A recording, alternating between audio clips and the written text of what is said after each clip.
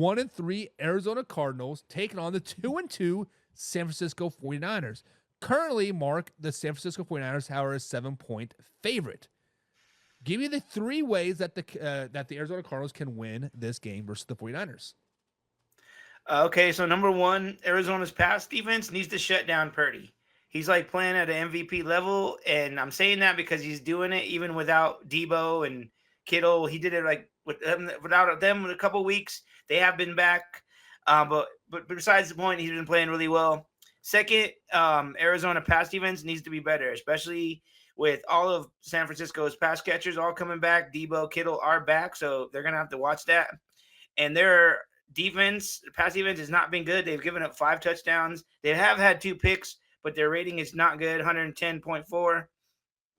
Jane Daniels, like I said, he had a huge game against them. Last, the Arizona pass rush needs to be better.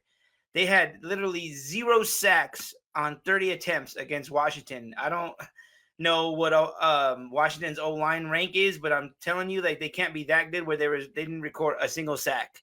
So that needs to be better. Yeah, it was 0 sacks and 0 pass pressures as well, if I'm not Which is mistaken. absolutely terrible. Yeah. So just to recap here, you need to stop MVP Brock Purdy. He's been balling out all season long. I think he's leading the NFL in yardage, actually. Shut down the wide receivers. Debo and Ayuk need to be shut down. And then get a freaking pass rush. Those are the keys for the Arizona Cardinals. And guys, and I'm going to give you the keys for the San Francisco 49ers. Number one here, the common theme of the night is to stop the run. The Arizona Cardinals right now, guys, are averaging 156 yards per game on the ground. James Conner has double-digit touches in every game this season. Double-digit touches.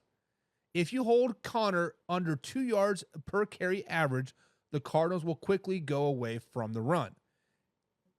In the games that he does have 5 yards or more per carry, he has rushed the ball 20 plus times, and the Cardinals have hung in there, right?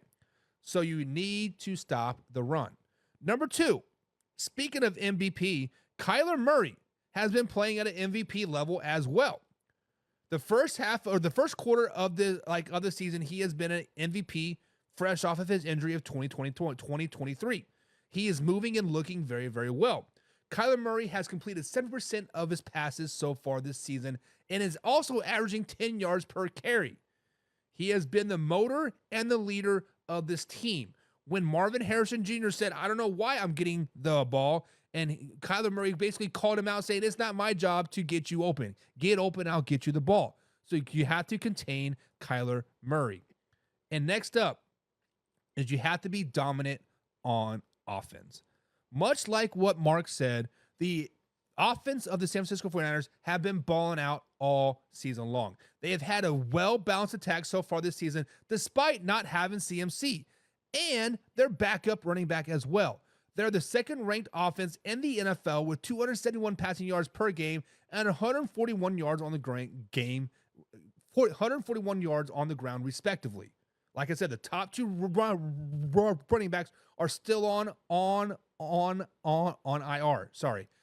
And it is time for Mason to see what you really have. So far, this Mason has 91 rushing attempts so far this season.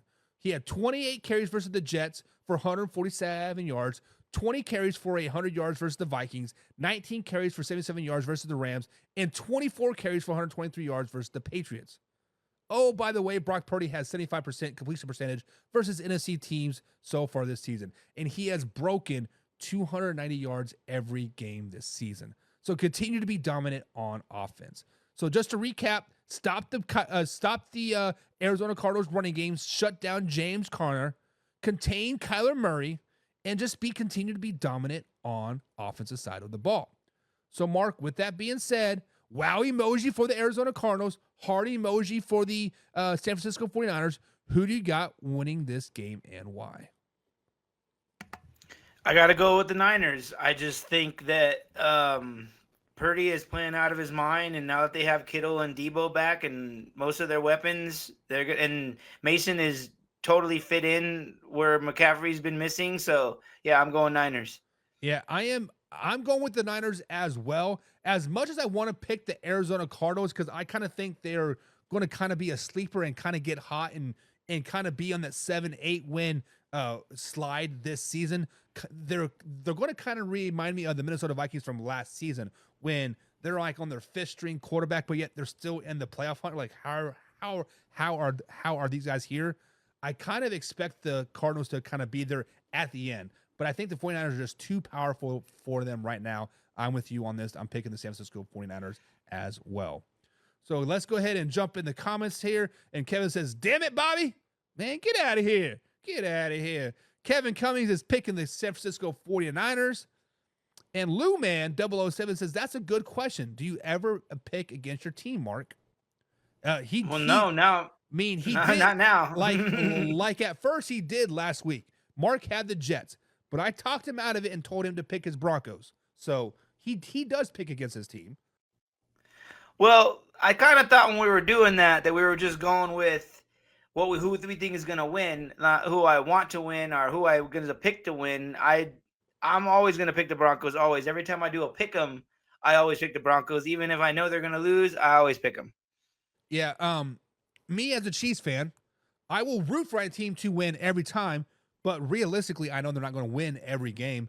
I actually have the Kansas City Chiefs losing to the Carolina Panthers later in the in the year. So I mean, it is what it is. John is taking the Arizona Cardinals in this game with the upset. 7-point favorite for the 49ers and Cardinals, he says. Alpha Rob is picking the 49ers. Lou Man 007 is picking the Cardinals as well. John says Kyler Murray is going to have a day. It would not shock me. It would not shock me. Yeah.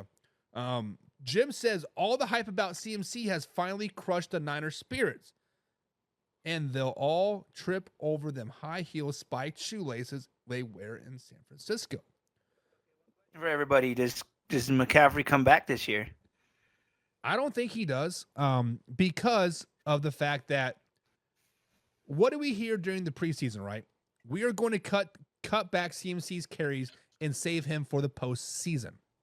He doesn't play week 1, plays a little bit during week 2, maybe. Week 3, he's like, oh, he has a calf strain, but if it was a regular season, he would be playing. Week 1, IR. Week 2, he's in Germany seeing some type of specialist, right? Now he's got Achilles tendonitis in both legs. Yeah. And I don't know how you fix that. Do you have to tear them to get it fixed? I don't know what that means, but I don't think we see CMC at all this season. And Madden curse. Truth be told, CMC's career might be over, to be honest. I mean, I'm not gonna go that far, but I think it's a Madden curse. Yeah, I mean, the Madden curse is a real thing. Casey Morgan's in the chat, fresh off work. He says, "What's good? What's good, Casey? What's good? What's good?" He's a pigskin pundit as well. Thank you for all your support, Casey, as well. If you guys want to be like Casey, Jim, and John, click on the link below. Become pigskin pundits. You get free merch, behind the scenes footage, stream to any game that you want. Bada bing, bada boom. Just become a pigskin pundit. It is fun. Kevin says, if you keep Murray in the pocket, he won't be able to see the offensive lineman. Very, very true. Very, very true. Kevin also says CMC is supposed to be coming back at some point this season, but it is rumored that this is his last season. The procedure that he done in Europe didn't go well. What was that procedure? Because I don't know how you fix Achilles tendonitis, because it's a ligament. Do you inject some type of steroid into it? Do you cut it a little bit to release some of the pressure? I don't know. Mark, do you know anything about Achilles tendonitis? I don't know anything about Achilles tendonitis, but usually when these guys go over to Germany or Europe, they're getting stem cells. That's the one thing it's illegal here for players to use that stuff. But in Europe, if they go there, it's okay. Peyton Manning did the same thing for his neck. These players are just trying to do anything they can to get back on the field, and the stem cells will help that regenerate, whatever is hurting on his Achilles. And maybe that didn't help. Maybe it didn't take. So weird question. If it's illegal to do that here in America and you go overseas to do it, couldn't they, in theory, suspend you here in the United States for their NFL for doing some type of juicing or something I like don't that? Like, I don't know. There's some loophole that if they don't do it here, they're okay. I guess I don't know because Peyton so Manning did the same thing. so if I go to Australia and I do steroids during during during the off season, but I come back to like America, like it's like the P test is not like effective. Like I don't, I'm just I don't know. I don't know how it works, but they're allowed to do it because I don't think he would go over there if he was going to risk everything. So obviously the NFL is okay with it. yeah, but obviously no risk, no reward at the end at the end of the day. But guys, 49ers taking on the Cardinals. Wow emoji in the comments below for the Arizona Cardinals. Heart emoji for the San Francisco 49ers. Next up here on our week 5 NFL preview, we have the two